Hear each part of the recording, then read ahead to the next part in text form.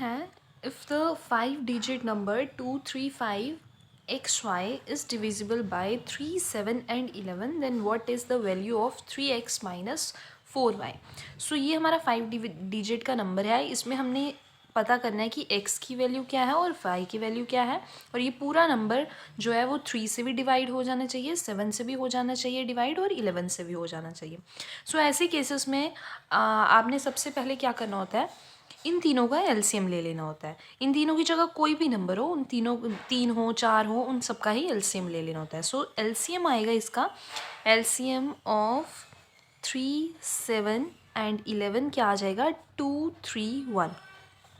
सो अब जो एलसीएम आएगा उसको डिवाइड करना है, ये जो नंबर है ना हमारा ये इसके साथ 2, 3, 5।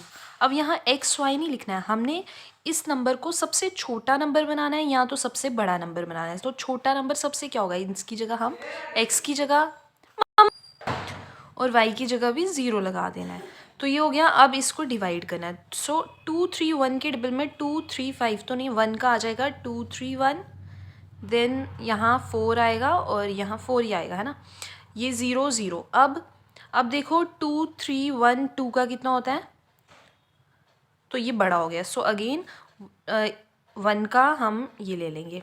देन यहाँ 3 बचेगा, यहाँ 9, यहाँ 10 और यहाँ 2 और इसलिए यहाँ 9 आ जाएगा और यहाँ आ जाएगा हमारा 6। सो 69 आया। अब इस 69 को क्या करना है हमने, यहाँ हमारा 3 था ना, तो 3 में से सॉरी 3 बचा था, 3 में से 2 करेंगे तो 1 आ जाएगा, तो 169 आएगा। हमने इस 169 को इसमें से माइनस कर देना है। सो 2, 3, 1 माइनस 169, तो हमारा क्या आएगा करके देखिए इसको माइनस, तो यहाँ आ जाएगा 2 और यहाँ आ जाएगा 62 आएगा।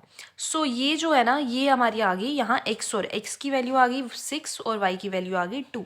सो अब हमने क्या करना है, उन्होंने निकाल बोला हो कि इसकी वैल्यू फाइंड करनी है, तो 3 इंटू एक्स की जगह हमने क्या पुट करना है 6 माइनस, है ना 4 इंटू वाई की वैल्यू है 2।